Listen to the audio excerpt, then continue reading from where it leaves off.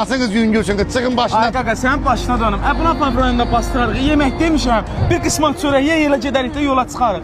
Düz deyir Rəsul. Hadi. Bir damcıya çox yemək, elə belə yüngül. Yol uzundur, yer çıx ha. yer. Ha yaxşı. Qoy bunu şeylə daha gör. Elə təmiz samagon var idi evdə. Dedim gətirin bir adam 50 qram Muratdana yol çıxacaq. Qanımız dit qanına dönüb qaqa. Nasıl yamız yoxdur. İçən ki qaqa. Yaman yaxşı şeydir, biraz çək. Çək, biraz bundan çək. Mən onsuz da içmişəm.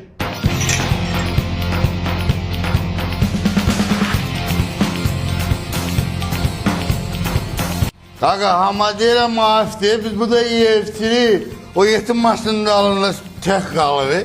Onu da gətirək də qaqa bura. Durun getdik.